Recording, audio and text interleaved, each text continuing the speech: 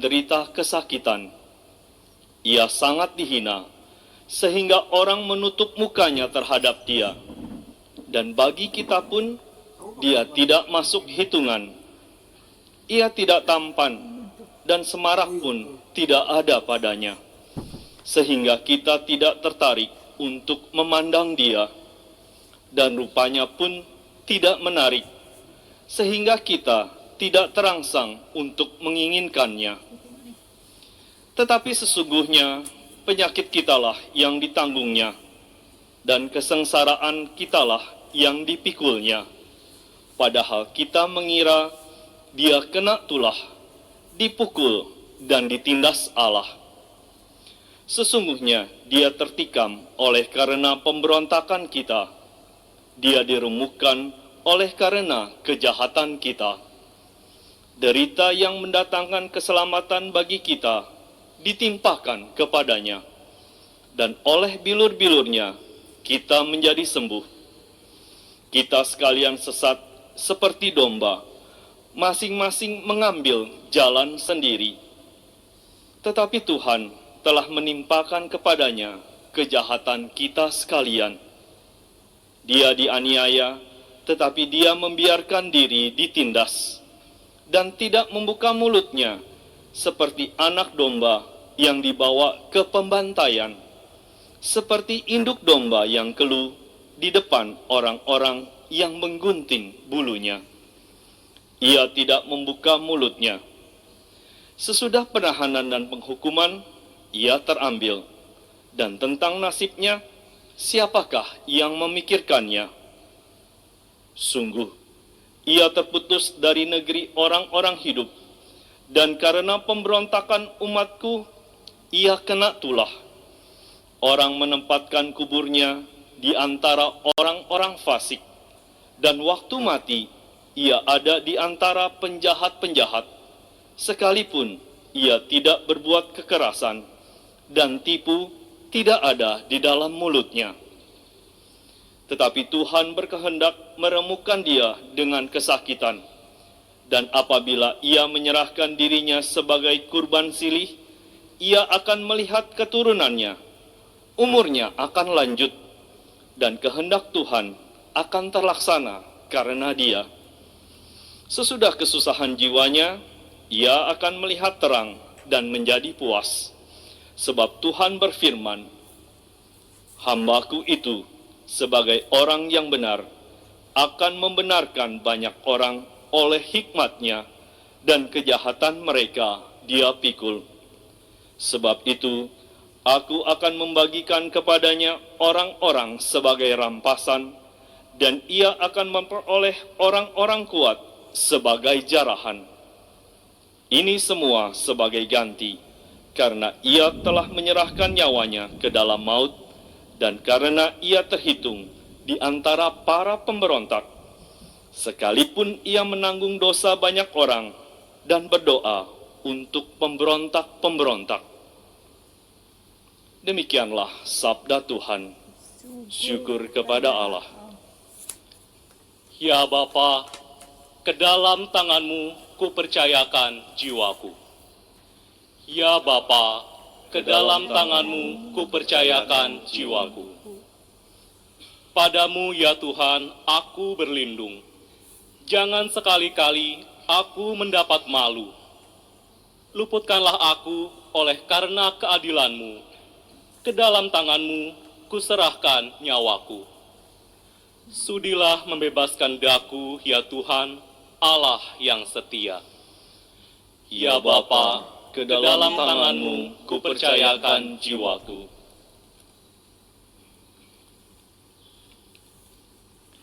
Buatlah wajah-Mu bercahaya atas hamba-hamba-Mu. Selamatkanlah aku oleh kasih setia-Mu. Kuatkanlah dan teguhkanlah hatimu, hai semua orang yang berharap kepada Tuhan. Ya Bapa, ke dalam tangan-Mu kupercayakan jiwaku. Bacaan kedua, pembacaan dari surat kepada umat Ibrani. Saudara-saudara, kita sekarang mempunyai imam agung yang telah melintasi semua langit, yaitu Yesus, Anak Allah. Maka baiklah kita teguh berpegang pada pengakuan iman kita.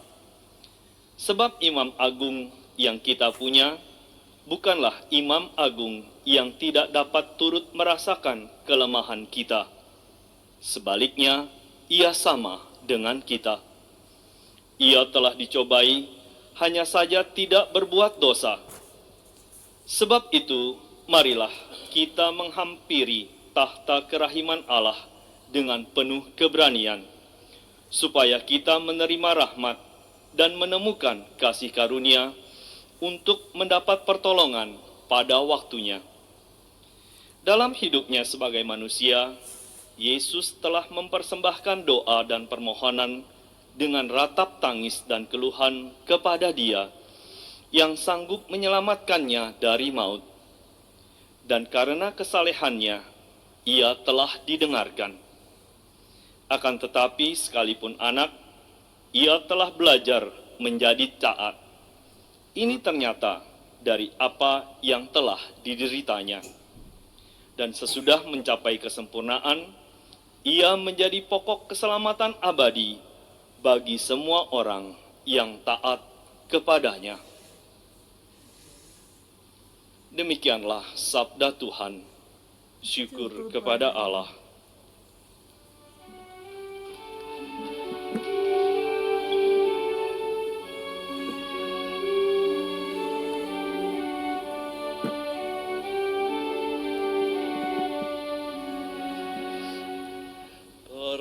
Terpujilah Kristus Tuhan, Sang Raja kemuliaan kekal. Terpujilah Kristus Tuhan, Sang Raja kemuliaan kekal. Kristus taat untuk kita sampai wafatnya di salib. Dari sebab itulah Allah mengagungkan Dia. Nama yang paling luhur dianugerahkan kepadanya. Terpujilah Kristus Tuhan, Sang Raja kemuliaan kekal. Inilah kisah sengsara Tuhan kita, Yesus Kristus, menurut Yohanes. Seusai perjamuan Paskah, keluarlah Yesus dari ruang perjamuan bersama dengan murid-muridnya, dan mereka pergi ke seberang sungai Kidron. Di situ ada suatu taman. Yesus masuk ke taman itu bersama dengan murid-muridnya. Yudas yang mengkhianati Yesus tahu juga tempat itu, karena Yesus sering berkumpul di situ dengan murid-muridnya. Maka datanglah juga Yudas ke situ bersama sepasukan prajurit dan penjaga-penjaga bait Allah yang disuruh imam-imam kepala dan orang-orang Farisi. Mereka datang lengkap dengan lentera, suluh, dan senjata. Yesus tahu akan apa yang menimpa dirinya. Maka ia maju ke depan dan berkata kepada mereka, "Siapakah yang kamu cari?" Jawab mereka, Yesus dari Nazaret. kata Yesus kepada mereka, "Akulah dia." Yudas yang mengkhianati Yesus berdiri juga di situ bersama-sama dengan mereka. Ketika Yesus berkata kepada mereka, "Akulah dia," mundurlah mereka dan jatuh ke tanah. Maka Yesus bertanya pula. Siapakah yang kamu cari? Jawab mereka. Yesus dari Nazaret. Jawab Yesus. Telah kukatakan kepadamu, akulah dia. Jika aku yang kamu cari, biarkanlah mereka ini pergi. Demikianlah terjadi supaya genaplah firman yang telah dikatakannya.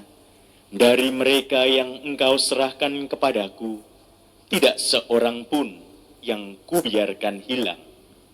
Lalu Simon Petrus yang membawa pedang, menghunus pedang itu dan menetakannya kepada hamba Imam Agung dan memutuskan telinga kanannya. Nama hamba itu Malkus. Kata Yesus kepada Petrus, Sarungkanlah pedangmu itu. Bukankah aku harus minum dari cawan yang diberikan Bapa kepadaku?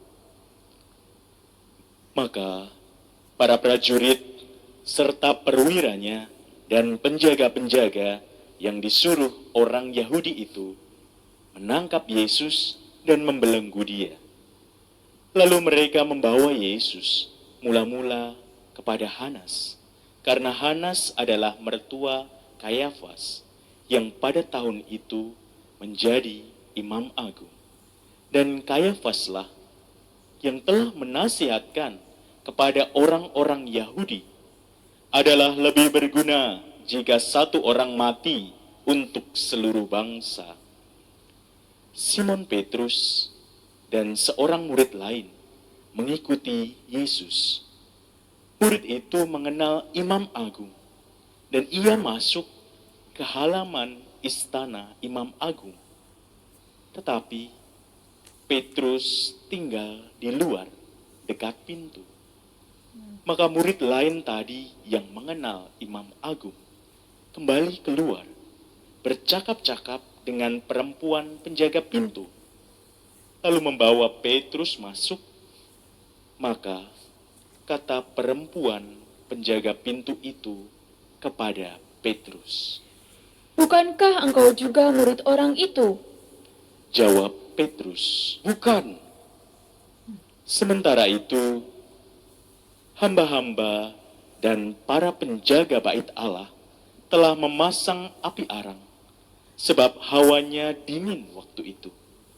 Dan mereka berdiri berdiam di situ. Petrus pun berdiri berdiam bersama-sama dengan mereka. Maka mulailah imam agung menanyai Yesus tentang para murid dan tentang ajarannya. Jawab Yesus kepadanya, Aku berbicara terus terang kepada dunia. Aku selalu mengajar di rumah-rumah ibadat dan di bait Allah, tempat semua orang Yahudi berkumpul. Aku tidak pernah berbicara sembunyi-sembunyi. Mengapa engkau menanyai aku? Tanyailah mereka yang telah mendengar apa yang kukatakan kepada mereka.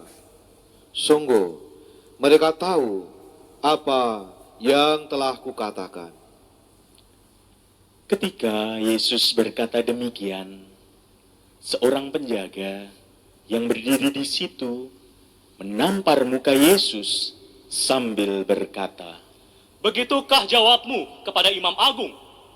jawab Yesus kepadanya, Jikalau kataku itu salah, tunjukkanlah salahnya. Tetapi jika benar, mengapa engkau menampar aku? Lalu Hanas mengirim Yesus terbelenggu kepada Kayafas imam agung. Simon Petrus masih berdiri berdiam. Kata orang-orang itu kepadanya, Bukankah engkau juga seorang murid Yesus? Petrus menyangkalnya, katanya, bukan. Salah seorang hamba imam agung, keluarga dari hamba yang telinganya dipotong Petrus berkata kepadanya, Bukankah engkau kulihat di taman itu bersama dengan Yesus? maka Petrus menyangkal lagi, dan ketika itu berkokoklah ayam.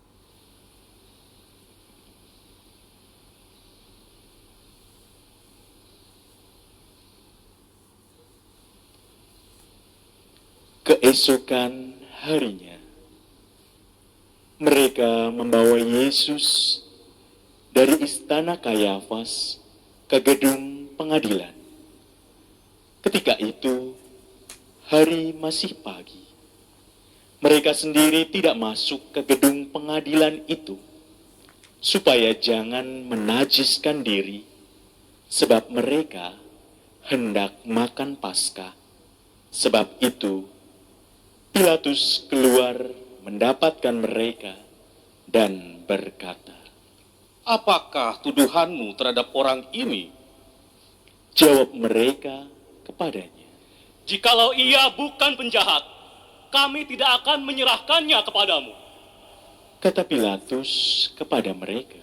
Ambillah dia dan hakimilah dia menurut hukum Tauratmu. Kata orang-orang Yahudi itu, Kami tidak diperbolehkan membunuh seseorang. demikianlah terjadi supaya genaplah firman Yesus yang dikatakannya untuk menyatakan bagaimana ia akan mati. Maka kembalilah Pilatus ke gedung pengadilan, lalu memanggil Yesus dan berkata kepadanya, Engkaukah ini raja orang Yahudi? jawab Yesus, Dari hatimu sendirikah engkau katakan hal itu? Atau adakah orang lain yang mengatakan kepadamu tentang aku? kata Pilatus. Orang Yahudikah aku? Bangsamu sendiri dan imam-imam kepala telah menyerahkan engkau kepadaku. Apa yang telah engkau perbuat? Jawab Yesus, Kerajaanku bukan dari dunia ini.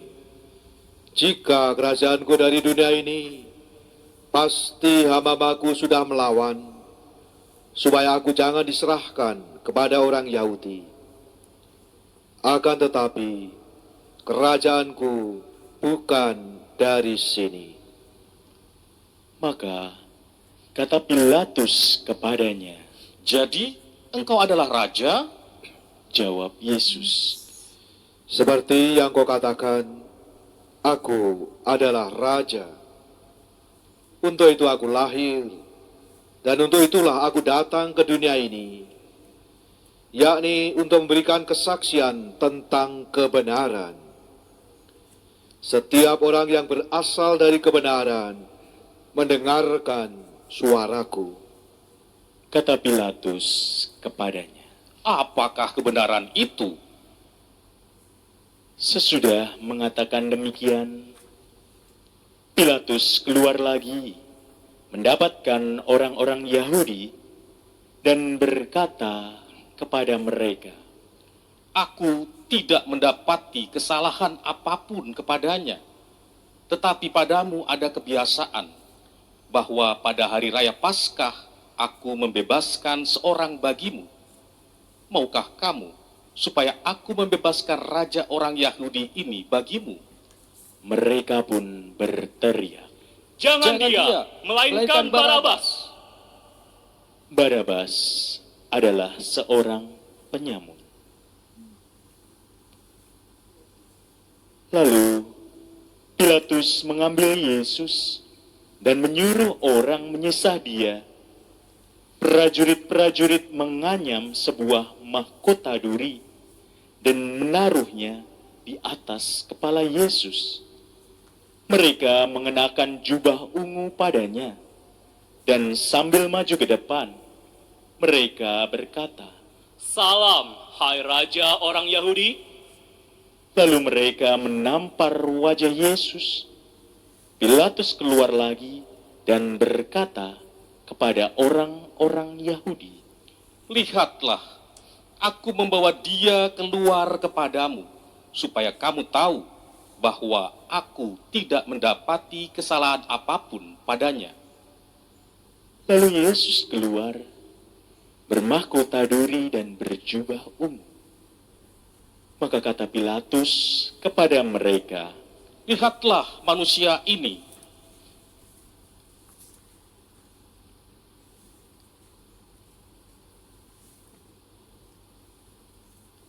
ketika imam-imam kepala dan penjaga-penjaga itu melihat Yesus, berteriaklah mereka. Salibkan dia! Salibkan dia! Kata Pilatus kepada mereka, Ambil saja sendiri dan salibkanlah dia, sebab aku tidak mendapati kesalahan apapun padanya. jawab orang-orang Yahudi itu kepadanya, Kami mempunyai hukum, dan menurut hukum itu, ia harus mati. Sebab ia menganggap dirinya sebagai anak Allah. ketika Pilatus mendengarkan perkataan itu, bertambah takutlah ia. Lalu ia masuk ke dalam gedung pengadilan dan berkata kepada Yesus, Dari manakah asalmu? tetapi Yesus tidak memberi jawab kepadanya. Maka kata Pilatus, Tidakkah engkau mau berbicara dengan aku? Tidakkah engkau tahu bahwa aku berkuasa membebaskan engkau dan berkuasa juga untuk menyalibkan engkau? Yesus menjawab, Engkau tidak punya kuasa apapun terhadap aku, jikalau kuasa itu tidak diberikan dari atas. Sebab itu, dia yang menyerahkan aku kepadamu lebih besar dosanya. Sejak itu, Pilatus berusaha untuk membebaskan Yesus, tetapi orang-orang Yahudi berteriak, Jikalau engkau membebaskan dia, engkau bukanlah sahabat Kaisar. Setiap orang yang menganggap diri raja melawan Kaisar. Ketika mendengar perkataan itu, Pilatus menyuruh Yesus keluar.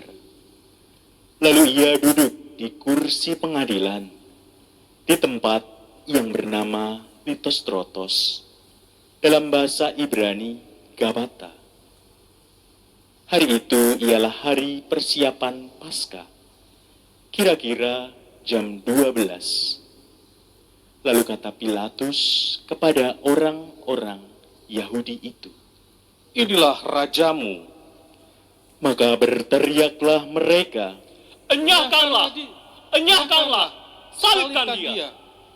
kata Pilatus kepada mereka. Haruskah aku menyalibkan rajamu? Jawab imam-imam kepala, Kami tidak mempunyai raja selain Kaisar. akhirnya Pilatus menyerahkan Yesus kepada mereka untuk disalibkan. Mereka menerima Yesus. Sambil memikul salibnya, Yesus dibawa keluar kota ke tempat yang bernama Tengkorak, dalam bahasa Ibrani Golgota. Di situ Yesus disalibkan, dan bersama dengan dia disalibkan juga dua orang lain, sebelah menyebelah, Yesus di tengah-tengahnya. Pilatus menyuruh memasang juga sebuah tulisan di atas kayu itu, bunyinya, Yesus, orang Nazaret, Raja orang Yahudi. Banyak orang Yahudi membaca tulisan itu, sebab tempat Yesus disalibkan letaknya dekat kota, dan kata-kata itu tertulis dalam bahasa Ibrani, Latin, dan Yunani. Maka kata imam-imam kepala kepada Pilatus, Jangan engkau menulis Raja Yahudi, tetapi ia mengatakan, Aku Raja Yahudi. jawab Pilatus, Apa yang kutulis tetap tertulis. setelah prajurit-prajurit menyalibkan Yesus, mereka mengambil pakaian Yesus lalu membaginya menjadi 4 bagian, masing-masing prajurit 1 bagian. Jubah Yesus pun mereka ambil, tetapi jubah itu tak berjahit dari atas ke bawah 1 tenunan utuh. Karena itu, mereka berkata seorang kepada yang lain, Janganlah kita membagi jubah ini menjadi beberapa potong, tetapi baiklah kita membuang undi untuk menentukan siapa yang akan mendapatnya. demikianlah terjadi, supaya genaplah apa yang tertulis dalam kitab suci. Mereka membagi-bagi pakaianku di antara mereka dan membuang undi atas jubahku. Hal itu telah dilakukan prajurit-prajurit itu. Di dekat salib Yesus, berdirilah ibu Yesus dan saudara ibunya, Maria, istri Kleopas, dan Maria Magdalena. Ketika Yesus melihat ibunya dan murid yang ia kasihi di sampingnya, berkatalah ia kepada ibunya, Ibu, inilah anakmu. dan kemudian katanya kepada murid itu, Inilah ibumu. Sejak saat itu, murid itu menerima Maria di dalam rumahnya. Sesudah itu, karena Yesus tahu bahwa segala sesuatunya telah selesai, berkatalah ia, supaya genaplah apa yang ada dalam kitab suci. Aku haus. Dibuli penuh anggur asam. Maka mereka mencucukkan bunga karang pada sebatang hisop, mencelupkannya dalam anggur asam itu, lalu mengunjukkannya ke mulut Yesus. Sesudah meminum anggur asam itu, berkatalah Yesus, Sudah selesai. Yesus menundukkan kepala dan menyerahkan nyawanya.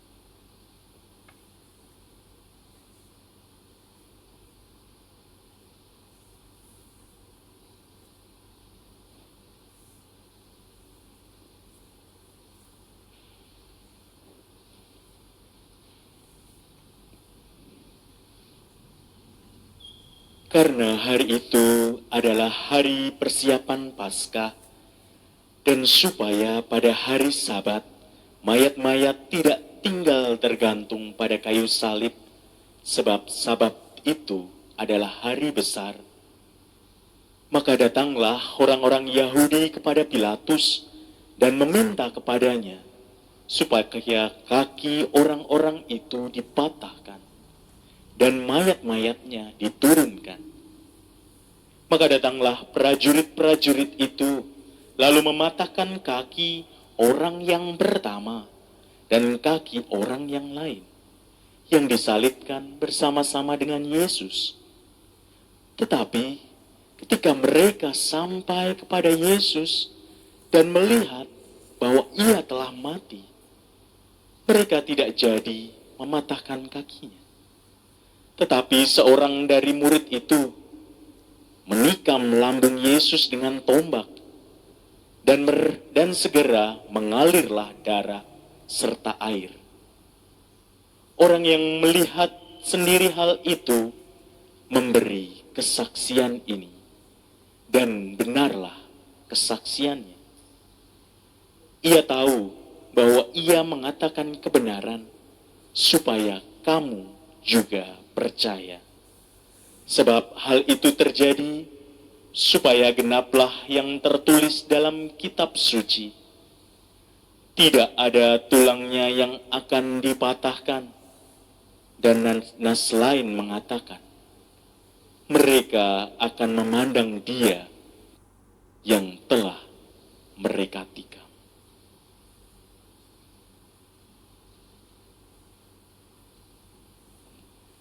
Sesudah itu, Yusuf dari Arimatea, seorang murid Yesus tetapi sembunyi-sembunyi karena takut kepada orang Yahudi, meminta kepada Pilatus supaya ia diperbolehkan menurunkan jenazah Yesus. Dan Pilatus meluluskan permintaan Yusuf. Lalu datanglah ia dan menurunkan jenazah Yesus. Juga Nikodemus datang di situ. Dialah yang mula-mula datang waktu malam kepada Yesus. Ia membawa campuran minyak mur dengan minyak gaharu, kira-kira 50 kati beratnya. Mereka mengambil jenazah Yesus, mengafaninya dengan kain lenan, dan membubuhinya dengan rempah-rempah menurut adat pemakaman orang Yahudi. Dekat tempat di mana Yesus disalibkan, ada suatu taman. Dan dalam taman itu ada suatu kubur baru yang di dalamnya belum pernah dimakamkan seseorang.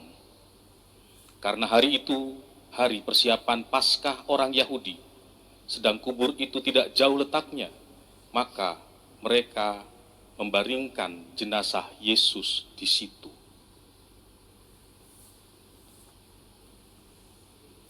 Demikianlah kisah sengsara Tuhan kita. Terpujilah Kristus.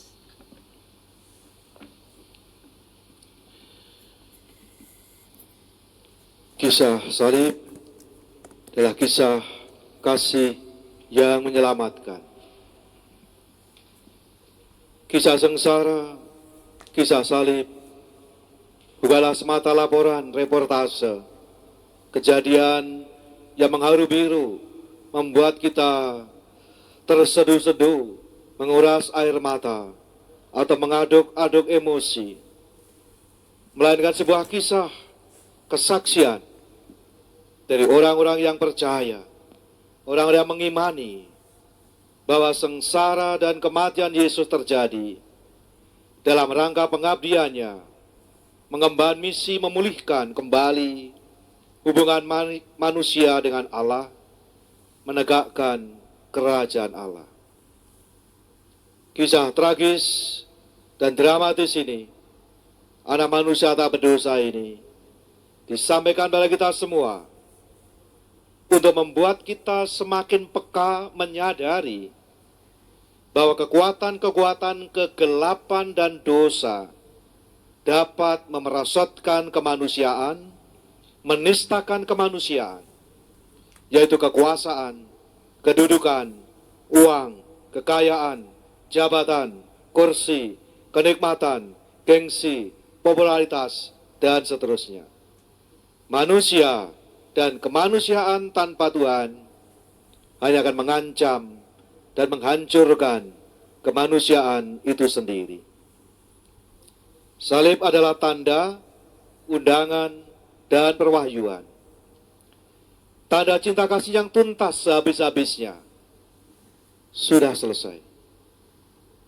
Undangan untuk mengasihi seperti Yesus mengasihi, yaitu mengikuti jalan kesempurnaan kasih, yaitu pemberian diri dan pengorbanan diri. Salib pada perwahyuan akan cinta yang menuntut kesediaan untuk memeluk penderitaan. Yesus datang tidak untuk melenyapkan penderitaan. Ia datang untuk mengisi penderitaan itu dengan kehadirannya. Melalui salibnya, Yesus telah meninggikan, menegakkan kembali kemanusiaan yang lusuh dan lemah terkulai. Ia memulihkan kembali wajah kemanusiaan yang berantakan, tercerai-berai, wajah kemanusiaan yang ambyar, nyaris tak berwajah lagi. Manusia kembali menemukan wajah kemuliaan Allah, manusia bergambar citra Allah sendiri, manusia yang bermartabat dan mulia, sebagaimana awal dunia. Kisah salib, kisah kasih yang menyelamatkan. Karena mari kita berseru kepadanya, kami menyembah Dikau ya Kristus, dan bersyukur kepadamu, sebab dengan salib sucimu, Engkau telah menebus dunia.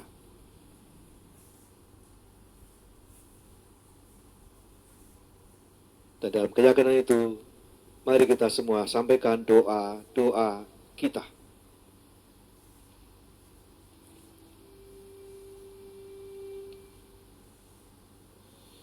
Saudara-saudara terkasih, marilah berdoa bagi gereja Allah yang kudus, supaya Allah dan Tuhan kita berkenan menganugerahkan damai kepadanya, mempersatukan dan melindunginya di seluruh dunia, dan supaya Ia membantu kita memuliakan Allah, Bapa yang Maha Kuasa, dalam suasana hidup yang tenang dan damai.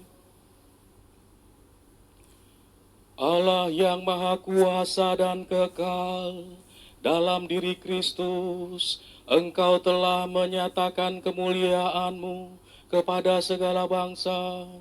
Lestarikan karya kerahiman-Mu, agar gereja-Mu yang tersebar di seluruh dunia tetap mengakui nama-Mu dengan iman yang teguh, dengan pengantaran Kristus Tuhan kami. Amin. Marilah berdoa bagi Bapa Suci Fransiskus, supaya Allah dan Tuhan kita yang telah memilih dia menjadi uskup bagi gereja kudus, memberikan kesehatan dan kekuatan untuk memimpin umat kudus Allah. Allah yang Maha Kuasa dan kekal, segala sesuatu terjadi atas penyelenggaraanmu. Sudilah mendengarkan doa-doa kami, dan dengan kasih sayangmu, melindungi imam agung yang telah Engkau pilih bagi kami. Semoga umat Kristiani yang Engkau percayakan kepada penggembalaannya berkembang dalam iman dengan pengantaran Kristus Tuhan kami. Amin. Marilah kita berdoa bagi uskup agung kita, Yesus Kardinal Suharyo, dan bagi semua uskup, imam, diakon, serta sekalian pelayan gereja, bagi pengurus dan paroki, pengurus dan lingkungan, seksi dan kelompok kategorial, dan segenap umat beriman. Allah yang kekal dan kuasa, dengan roh Engkau menguduskan dan memimpin gereja. Semoga berkat bantuan rahmat-Mu, mereka mengabdi Engkau dengan setia, dengan pengantaran Kristus Tuhan kami. Amin. Marilah berdoa pula bagi calon baptis dan baptisan baru. Semoga Allah dan Tuhan kita membukakan pintu hati dan budi mereka terhadap sabda dan belas kasih-Nya, dan berkat kerahimannya membasuh mereka dari segala dosa, sehingga dapat hidup dalam Yesus Kristus Tuhan kita. Allah yang Maha Kuasa dan kekal, Engkau selalu menyuburkan gereja dengan anggota-anggota baru. Sudilah menyuburkan perkembangan iman dan pengetahuan para calon baptis dan baptisan baru, supaya melalui kelahiran kembali lewat bejana pembaptisan mereka dihimpun menjadi anak-anak-Mu dengan pengantaran Kristus Tuhan kami. Amin. Marilah kita berdoa pula untuk semua pemimpin negara, supaya Allah dan Tuhan kita menerangi hati dan budi mereka, sehingga mereka mampu memperjuangkan kepentingan rakyat, menegakkan kebenaran, perdamaian dan keadilan, demi kesejahteraan bagi seluruh umat manusia, seturut kehendaknya.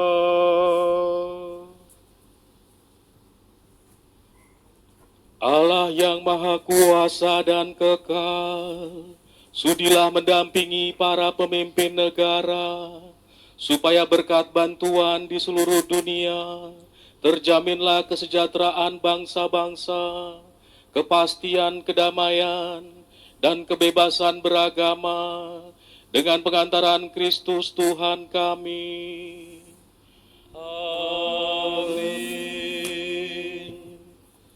Marilah kita berdoa bagi mereka yang menderita karena dampak pandemi coronavirus yang melanda dunia saat ini.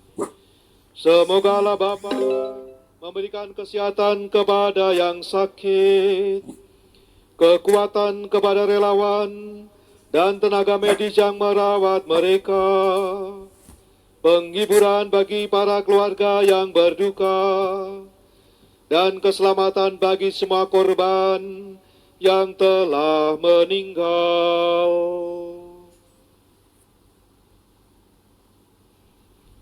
Allah yang kekal dan maha kuasa, satu-satunya penyokong kelemahan insani kami, pandanglah dengan bela rasa kondisi anak-anak-Mu yang menyedihkan, yang menderita karena pandemi ini.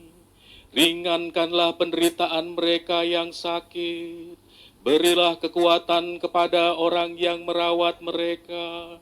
Terimalah ke dalam damai-Mu mereka yang telah meninggal, dan selama pandemi ini, karuniakanlah rahmat-Mu, agar kami semua dapat menemukan penghiburan dalam damai kasih yang rahim, melalui Kristus Tuhan kami. Amin. Saudara-saudara terkasih, marilah kita berdoa kepada Allah Bapa yang Maha Kuasa, supaya Ia membersihkan dunia dari segala kesesatan, melenyapkan segala penyakit, menjauhkan kelaparan, membuka penjara dan mematahkan belenggu, melindungi para musafir, mengantar pulang para pengungsi, menyembuhkan orang-orang sakit, dan menyelamatkan orang yang meninggal.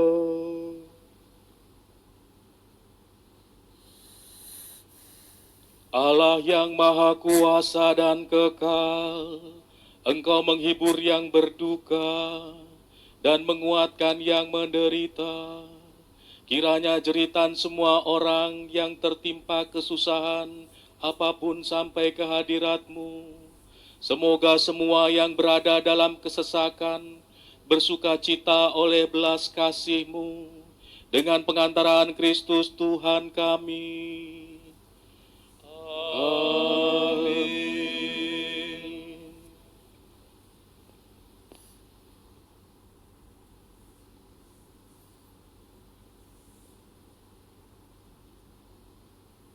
Nggak bisa diem saja.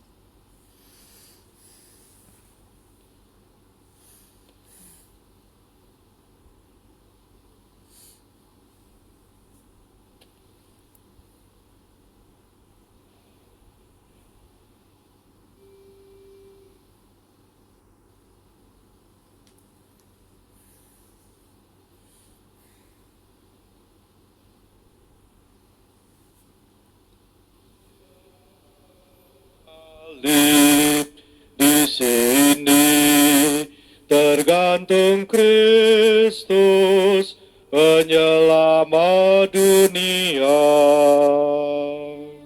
Mari kita bersembah sujud kepadanya.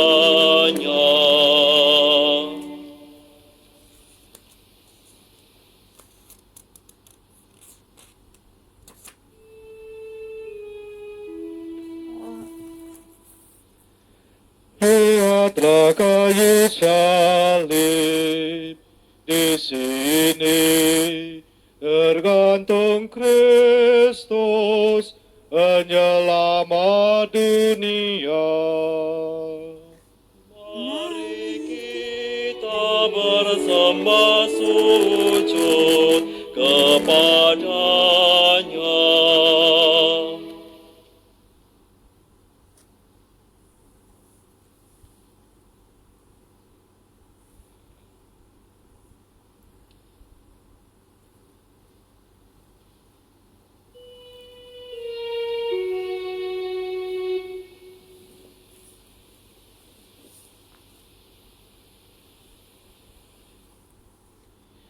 Lihatlah kayu salib, di sini tergantung Kristus, penyelamat dunia. Mari kita bersembah sujud kepadanya.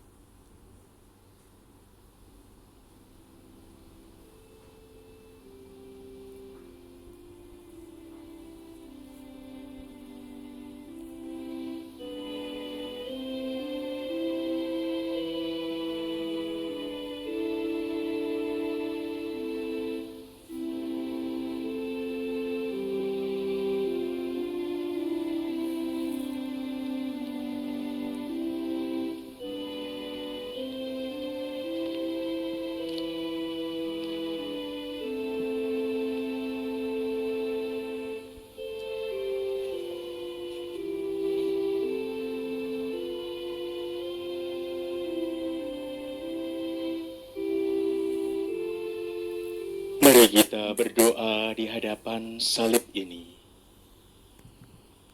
Kami menyembah Dikau, ya Kristus, dan bersyukur kepadamu. Sebab dengan salib sucimu, Engkau menebus dunia. Tuhan Yesus Kristus, penebus kami. Oleh salib sucimu, kami Kau selamatkan. Maka salibmu kami puji dan hormati. Sebab keselamatan kami Kau berikan lewat salib. Demikian besar cintamu kepada kami. Tolonglah kami agar dapat mewujudkan cinta bakti kepadamu dan menjadi saksi belas kasih-Mu kepada sesama. Teristimewa dengan semakin mewujudkan keadilan sosial untuk kesejahteraan bersama.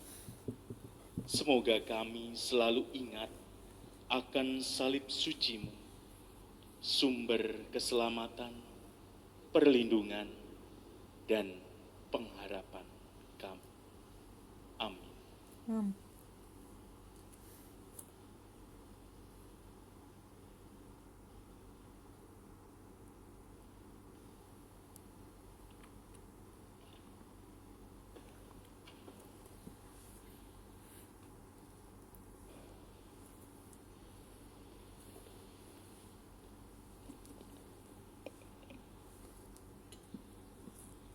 Atas petunjuk selamat kita dan menurut ajaran ilahi, maka beranilah kita berdoa.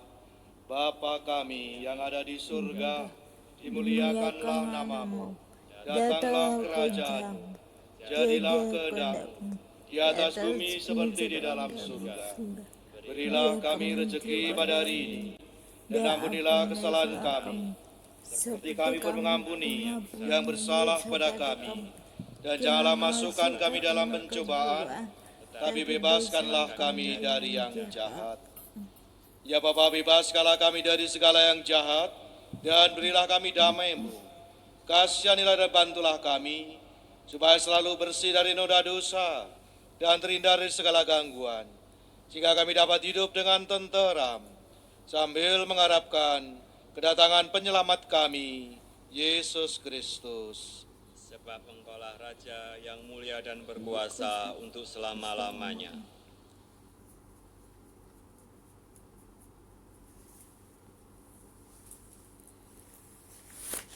Inilah ada domba Allah yang menghapus dosa dunia, dosa-dosa kita semua. Berbahagialah kita yang diundang ke perjamuannya.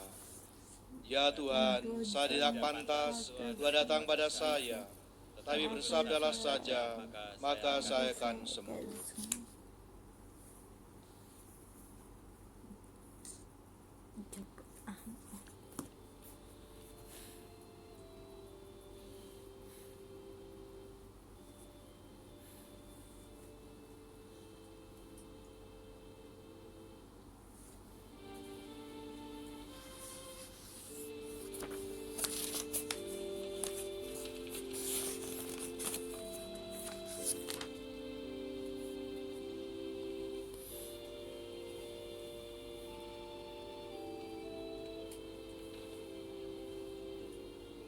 Mari kita doakan doa jiwa Kristus dari puji syukur 212.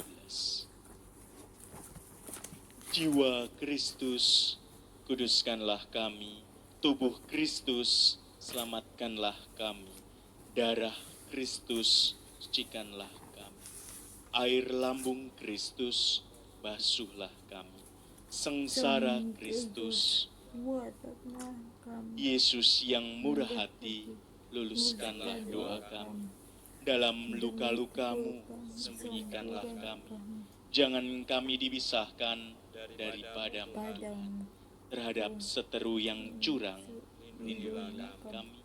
Di waktu ajal, terimalah kami.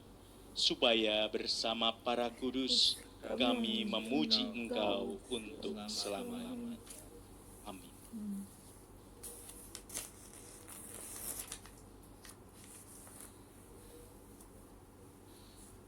Allah Bapa yang kekal dan kuasa, pandanglah kami yang menghadap Engkau dengan tangan kosong. Kami berada di dunia yang penuh kebencian dan perselisihan, kelaliman dan kesedihan. Bebaskanlah kami dari semuanya itu, berkat daya cinta kasih yang lebih kuat daripada Kristus Putramu, yang berkenan menjadi hamba penderita karena kami. Dialah satu-satunya harapan dan cahaya hidup kami. Dialah Tuhan pengantara kami, kini dan sepanjang masa. Amin. Terima kasih untuk bersamaan kita dalam ibadah kita Jumat Agung ini. Dan mari kita akhiri ibadah kita dengan mohon berkat Tuhan, agar kita semakin boleh menempuh jalan kasih seperti Yesus sendiri.